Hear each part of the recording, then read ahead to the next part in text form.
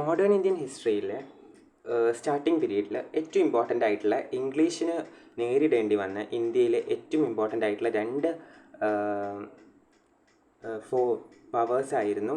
ഒന്ന് ഏതാണെന്ന് വെച്ച് കഴിഞ്ഞാൽ മൈസൂരും വേറൊന്ന് മറാത്തയും. അപ്പം നമ്മുടെ ഇന്ത്യയുടെ മാപ്പ് എടുത്താൽ നമുക്കറിയാം മൈസൂർ കിങ്ഡം വരുന്നത് സദേൺ ഇന്ത്യയിലും മറാത്ത കിങ്ഡം വരുന്നത് നോർത്ത് വെസ്റ്റേൺ പാർട്ട് ഓഫ് ഇന്ത്യയാണ്. അതായത് ഇന്ന് കിടക്കുന്ന രാജസ്ഥാൻ പാർട്ടിലാണ് ഈ മറാത്ത. രാജസ്ഥാൻ, ഗുജറാത്ത്, മഹാരാഷ്ട്ര ഈ ഒരു പാർട്ടിലാണ്. എസ്പെഷ്യലി മഹാരാഷ്ട്രയിലാണ് മറാത്ത വരുന്നത്. മഹാരാഷ്ട്ര നമ്മുടെ ആ ഒരു കൊങ്കൺ ബെൽറ്റ്, ആ ഒരു ബെൽറ്റിലൊക്കെയാണ് മറാത്ത വരുന്നത്. മൈസൂരാണെങ്കിൽ സദേൺ ഇന്ത്യയിൽ കർണാടകയിൽ നമുക്ക് കേരളത്തിൻ്റെ തൊട്ട് മുകളിൽ വരുന്ന മൈസൂർ. ഓക്കെ, ഇത് രണ്ടുമാണ് ഈ ഒരു രണ്ട് സ്ഥലത്തിൻ്റെയും സ്ട്രാറ്റജിക് ആയിട്ടുള്ള ലൊക്കേഷൻ. അപ്പം ഈ ഒരു രണ്ട് സ്ഥലങ്ങളും വളരെ ഇമ്പോർട്ടൻ്റ് ആയിരുന്നു. നമ്മുടെ ഇന്ത്യയുടെ മാപ്പ് ഇങ്ങനെ എടുത്ത് നോക്കുകയാണെങ്കിൽ ഇത് ഗുജറാത്ത് ഒക്കെ ആയിട്ട് വരും. രാജസ്ഥാൻ ഈ ഒരു ഭാഗത്തായിട്ട് വന്നു കഴിഞ്ഞാൽ ഈ ഒരു ഭാഗത്ത് നോർത്ത് ഈസ്റ്റേൺ ഇന്ത്യ. ഓക്കെ, ഇവിടെയാണ് ബംഗാളിലാണ് ഇംഗ്ലീഷ് ഈസ്റ്റ് ഇന്ത്യൻ കമ്പനി ശക്തി പ്രാപിച്ചിരുന്നത്. മദ്രാസിലും അവർ ചെറിയ രീതിയിൽ ശക്തി പ്രാപിച്ചിരുന്നു. പിന്നെ ഡൽഹിയിലേക്ക് ഇങ്ങനെ പടർന്ന് പിടിച്ചുകൊണ്ടിരിക്കുന്നു. ബോംബെയിൽ ഒക്കെ പ്രസിഡൻസി ഉണ്ടാക്കി വരികയായിരുന്നു. അപ്പോൾ ഈ ഒരു ഭാഗത്ത് അവർ നേരിടേണ്ട ഒരു ഇതായിരുന്നു ഹൈദരലീൻ്റെ മൈസൂർ. പിന്നെ അതുപോലെ തന്നെ ഈ ഒരു ഭാഗത്ത് അവർ നേരിടേണ്ടി വന്നതായിരുന്നു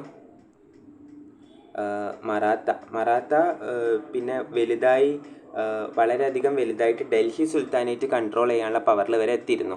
അപ്പോഴാണ് ആംഗ്ലോ മറാത്ത വാറിൽ മറാത്തേനെ കംപ്ലീറ്റ് ആയിട്ട് ഡിസ്ട്രോയ് ചെയ്തത്. ഓക്കെ, ഇന്ന് നമ്മൾ നോക്കാൻ പോകുന്നത് മൈസൂരാണ്. മൈസൂരിൻ്റെ സ്റ്റാർട്ടിങ് പീരീഡിലാണ്. ഓക്കെ, ആംഗ്ലോ മൈസൂർ വാർ നടന്ന കൊല്ലങ്ങളാണ് ഈ ഇതിൽ പറയുന്നത്.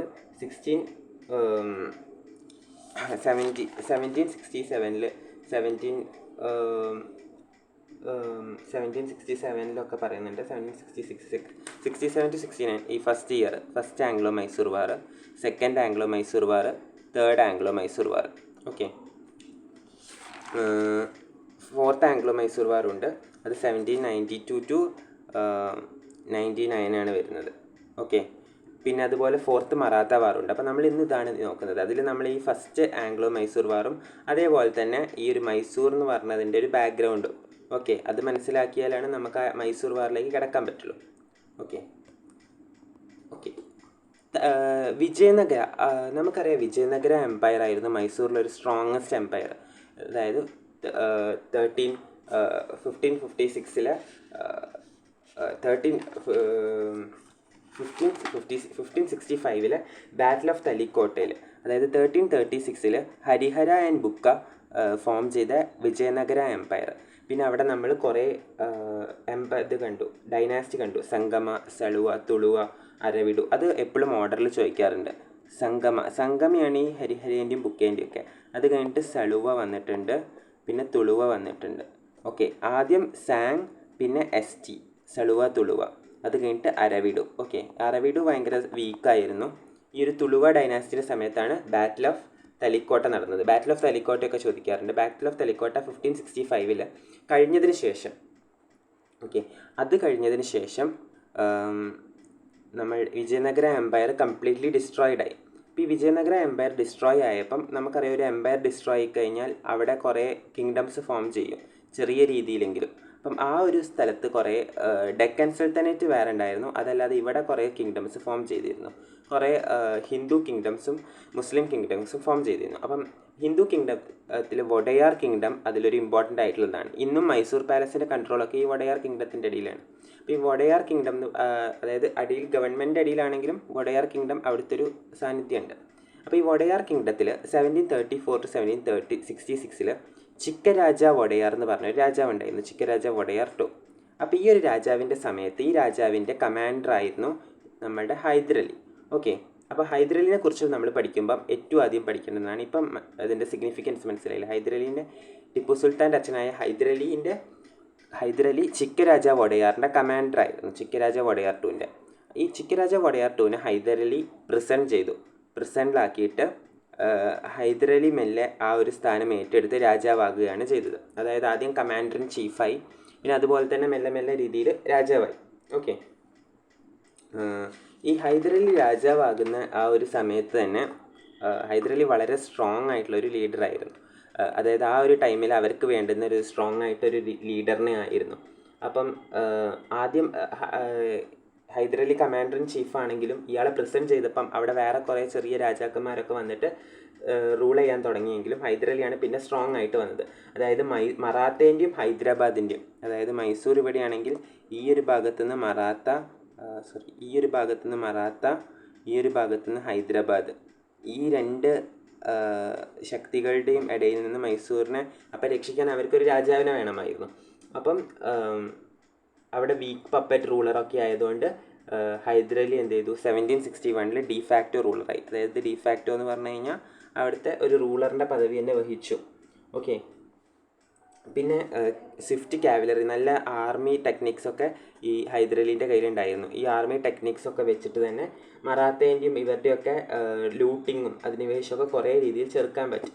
അതുപോലെ തന്നെ ഹൈദരലിക്ക് ഈ ഒരു കോസ്റ്റ്, ഇതൊരു മലബാർ കോസ്റ്റ് ആണല്ലോ, ഈ ഒരു കോസ്റ്റിൽ ഫ്രഞ്ചുമായിട്ട് ഇടയ്ക്കിടയ്ക്ക് ബന്ധം ഉണ്ടായിരുന്നു. ഈ ഫ്രഞ്ചുമായിട്ടുള്ള ഹൈദരലീൻ്റെ ബന്ധം ഈ ബ്രിട്ടീഷിനെ കൂടുതൽ കുഴപ്പിച്ചു. കാരണം ഇവർക്ക് ഈ ഫ്രഞ്ചുമായിട്ട് ഹൈദരലി ബന്ധം പുലർത്തുക പറഞ്ഞാൽ ഒരു ഫോറിൻ യൂറോപ്യൻ പവർ ഇന്ത്യയിലേക്ക് കയറി വരുന്ന ഒരു ചാലഞ്ച് തന്നെയാണ്. അതുകൊണ്ട് തന്നെ ഫ്രഞ്ച് എന്ത് ചെയ്തു, ഹൈദരലിക്ക് ഒരു ഡിണ്ടിഗൽ, തമിഴ്നാട്ടിലെ ഡിണ്ടിഗലിലൊരു ഫാക്ടറി കൊടുത്തു.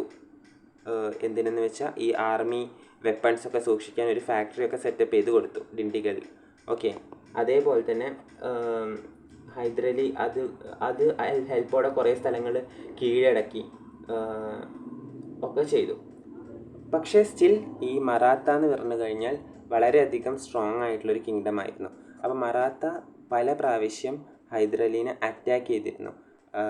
അതായത് മറാത്ത മാധവ് റാവു എന്ന് പറഞ്ഞ രാജാവിൻ്റെ അടിയിലായിരുന്നു, ഈ ഒരു പേഷ്വേൻ്റെ അടിയിലായിരുന്നു. ഈ മാധവ് റാവു കുറേ പ്രാവശ്യം ഹൈദരലീനെ അറ്റാക്ക് ചെയ്തിട്ട് ഇവിടുത്തെ വെൽത്തൊക്കെ എടുത്തു കൊണ്ടുവരുന്നു. അങ്ങനെ ഈ മാധവ് റാവുവിൻ്റെ മരണത്തിന് ശേഷം ഹൈദരലി നേരെ തിരിച്ച് അറ്റാക്ക് ചെയ്തിട്ട് ഇതിൻ്റെ ഇരട്ടി ഇങ്ങോട്ട് തിരിച്ചു പിടിച്ചു എന്നൊക്കെയാണ് പറയുന്നത്.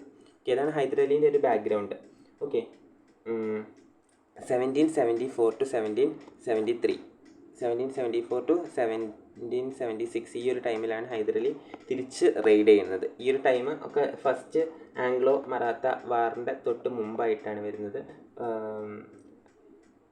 ഓക്കെ, അപ്പോൾ ഫസ്റ്റ് ആംഗ്ലോ മറാത്ത വാറിലേക്ക് ഉണ്ടായ കാര്യങ്ങൾ നമുക്ക് നോക്കാം. ഫസ്റ്റ് ആംഗ്ലോ മൈസൂർ വാർ കേട്ടോ. ആംഗ്ലോ മൈസൂർ വാർ ഇംഗ്ലീഷ് ബംഗാളിൽ സക്സസ്ഫുൾ ആയിട്ട്, അതായത് ബാറ്റിൽ ഓഫ് പാനിപ്പത്തും ബാറ്റിൽ ഓഫ് പ്ലാസിയും ബാറ്റിൽ ഓഫ് ബക്സാറും വിജയകരമായി പൂർത്തിയാക്കിയപ്പം ഇംഗ്ലീഷിന് കുറച്ച് കോൺഫിഡൻസ് വന്നു ബംഗാളിൽ. അപ്പോൾ ഈ ഒരു കോൺഫിഡൻസിനെ മുതലെടുത്ത്, അതായത് 1757 1764 രണ്ട് ബാറ്റിൽ ഉണ്ടായിരുന്നത്. അപ്പോൾ ഈ ഒരു രണ്ട് ബാറ്റിലും അവർ കോൺഫിഡൻ്റ് ആയപ്പം അവർക്ക് എന്ത് ചെയ്തു, ഈ ഒരു മൈസൂരിൽ വന്നിട്ട് ഇവരെയും കീഴടക്കാൻ പറ്റും എന്നുള്ളൊരു കോൺഫിഡൻസ് ആയി. അപ്പോൾ ഈ ഒരു കോൺഫിഡൻസിൽ അവർ ഇങ്ങോട്ട് വന്നത് ഒന്നാമത്തെ തോൽവിക്ക് കാരണം ഓവർ കോൺഫിഡൻ്റ് ആയതുകൊണ്ടാണ്. ഓക്കെ, അങ്ങനെ ഇങ്ങോട്ട് വരുന്ന സമയത്ത്, അതായത് ഈ ഒരു നോർത്ത് ഇന്ത്യയും ഇതിൻ്റെ ഉണ്ടായ ഈ വാറിനുണ്ടായ പ്രശ്നങ്ങളാണ്.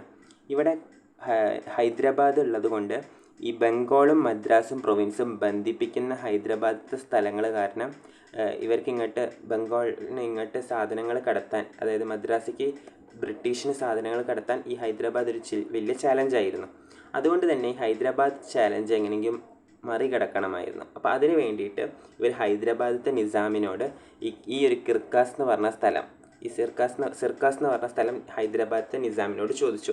നിസാം ആദ്യം നിഷേധിച്ചെങ്കിലും പിന്നീട് ബ്രിട്ടീഷ് ഹൈദരലീൻ്റെ അടുത്ത് നിന്ന് പ്രൊട്ടക്ഷൻ ഓഫർ ചെയ്തപ്പം സിർക്കാസ് നിസാം ബ്രിട്ടീഷിന് വിട്ടുകൊടുത്തു. അങ്ങനെ ഇരിക്കുമ്പോഴാണ് ഈ മറാത്തേനെയും കൂടി ബ്രിട്ടീഷ് കൂടെ കൂട്ടി. അപ്പോൾ ഓൾറെഡി നിസാം ഓഫ് ഹൈദരാബാദിനെയും കൂടെ കൂട്ടി, അതേപോലെ തന്നെ ബ്രിട്ടീഷിൻ്റെ കൂടെ മറാത്തയും വന്നു. അപ്പോൾ ഇവർ മൂന്നാളൊരു വലിയ ശക്തിയായല്ലോ. ഇവർ മൂന്നാളും കൂടി ആർക്കെതിരെ, ഹൈദരലിക്കെതിരെ യുദ്ധം പ്രഖ്യാപിച്ചു. പക്ഷേ ഹൈദരലി നല്ല സ്ട്രാറ്റജിക്കലായിട്ട് ഡീൽ ചെയ്തിട്ട് മറാത്തയ്ക്ക് കുറച്ച് പൈസ കൂടുതൽ കൊടുത്തു. അതായത് അവരുടെ നിന്ന് ലൂട്ട് ചെയ്തെടുത്ത പൈസയൊക്കെ തിരിച്ചു കൊടുത്തിട്ടുണ്ടാവും, സ്ഥലമൊക്കെ തിരിച്ചു കൊടുത്ത് അവരെ ന്യൂട്രലാക്കി. അതേപോലെ നിസാമിനോട് പറഞ്ഞു, ഞാൻ കോൺകർ ചെയ്ത്, അതായത് ഈ സിർക്കാസൊക്കെ നഷ്ടപ്പെട്ട് നിൽക്കുകയല്ലേ, സിർക്കാസും അങ്ങനത്തെ കുറേ സ്ഥലങ്ങൾ കോൺകർ ചെയ്തിട്ട് നമുക്ക് ഷെയർ ചെയ്യാമെന്നൊക്കെ പറഞ്ഞിട്ട് നിസാമിനെയും കൂടെ കൂട്ടി. അപ്പം ഹൈദരലീൻ്റെ ആ ഒരു സ്ട്രാറ്റജിക്കായുള്ളൊരു ഇതുകൊണ്ട് നിസാമും മറാത്തയും ബ്രിട്ടീഷും വെസസ് ഹൈദരലി എന്നുള്ളത് നിസാമും ഹൈദരലിയും വേഴ്സസ് ബ്രിട്ടീഷിനായി. ഓക്കെ, ആ ഒരു സ്ട്രാറ്റജിക്കലായിട്ടുള്ള മൂവ് അവിടെ ചെയ്തു. അതാണ് 1767 to 1769 നീണ്ടു നിന്ന ആ ഒരു ഫസ്റ്റ് ആംഗ്ലോ മറാത്ത വാർ.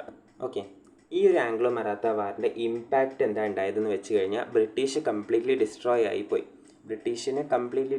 ആയിപ്പോയി. ഹൈദരലി മദ്രാസ് വരെ എത്തി എന്നാണ് പറയുന്നത്. മദ്രാസ് ബ്രിട്ടീഷിൻ്റെ ഏറ്റവും സ്ട്രോങ് ആയിട്ടുള്ളൊരു പ്ലേസ് ആയിരുന്നു സൗത്ത് ഇന്ത്യയിൽ. അവിടെ വന്നിട്ട് അവിടുത്തെ കോട്ടേൻ്റെ മുമ്പിൽ വരെ എത്തി എന്നാണ് പറയുന്നത്. അപ്പം അതുകൊണ്ട് തന്നെ ബ്രിട്ടീഷിന് ഒരു ഹ്യൂമിലിയേറ്റിംഗ് ട്രീറ്റി സൈൻ ചെയ്യേണ്ടി വന്നു. അതാണ് ട്രീറ്റി ഓഫ് മദ്രാസ് 1769.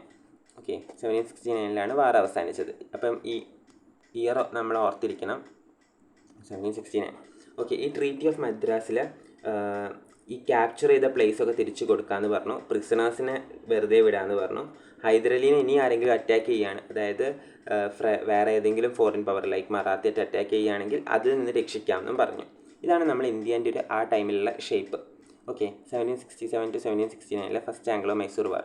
നമ്മൾ നിസാമിൻ്റെ കാര്യം പറഞ്ഞു. ഇതാണ് നിസാമിൻ്റെ ആ ഒരു ടെറിട്ടറി. ഇവിടെയാണ് ബംഗാൾ, ഈ ഒരു അപ്പർ പോർഷനിൽ ഇവിടെയാണുള്ളത്. ബംഗാളിൽ നിന്ന് ഇങ്ങോട്ട് സാധനം കടത്തിയിട്ട് മദ്രാസിലെത്തിക്കണം. ഇത് ഇവരുടെ ബ്രിട്ടീഷിൻ്റെ സ്ഥലമാണ്. അപ്പോൾ ഈ മൈസൂർ വളർന്നു വരുന്നത് ഇവർക്കൊരു ഇതായി തോന്നി, നിസാമിനെയും പിന്നെ അതേപോലെ മറാത്തേനെയും. ഇവിടെയാണ് മറാത്ത. അപ്പോൾ ഈ മറാത്ത എന്ന് പറഞ്ഞു കഴിഞ്ഞാൽ നിസാം, മറാത്ത. അപ്പോൾ ഈ ഒരു ഭാഗം ഒരു വലിയ ശക്തിയായിട്ട് ഇങ്ങോട്ട് തിരിച്ചടിക്കാൻ നോക്കി. പക്ഷെ ഹൈദരലി കഴിവ് വെച്ചിട്ട് എന്ത് ചെയ്തു, ഇതൊന്നിച്ചൊരു ശക്തിയാക്കി ഇവരെ തിരിച്ചടിക്കാൻ നോക്കി. ഓക്കെ, ഇവരെ. ഓക്കെ, അങ്ങനെയാണ് first Anglo Maratha war 1769 to 1769 Hyder Ali successful ആയിട്ട് ജയിച്ചത്. ഓക്കെ, ഇനി സെക്കൻഡ് ഉണ്ട്, തേർഡ് ഉണ്ട്, ഫോർത്ത് ഉണ്ട്. 4 ആംഗ്ലോ മൈസൂർ വാറാണുള്ളത്. എല്ലാ ആംഗ്ലോ മൈസൂർ വാറിലും ബ്രിട്ടീഷ് തോൽക്കില്ല. ഫസ്റ്റിൽ ആണ് ഏറ്റവും വലിയ വിജയം ജയിച്ചത് ഹൈദരലി. ഫോർത്തിൽ എന്തായാലും ബ്രിട്ടീഷ് നല്ല വിജയിച്ചിട്ട് ഹൈദരലീൻ്റെ അല്ല മൈസൂർ കിങ്ഡം തന്നെ പൂട്ടെന്ന് നമുക്കറിയാം. ഹൈദരലി അല്ല, അപ്പം ടിപ്പു സുൽത്താൻ ആയിരുന്നു മൈസൂരിൻ്റെ രാജാവ്. ഓക്കെ, അപ്പം ഇത്രയൊക്കെയാണ് ഫസ്റ്റ് ആംഗ്ലോ മറാത്ത വാറിലുള്ളത്. പിന്നെ ഹൈദരലീൻ്റെ ഹിസ്റ്ററി.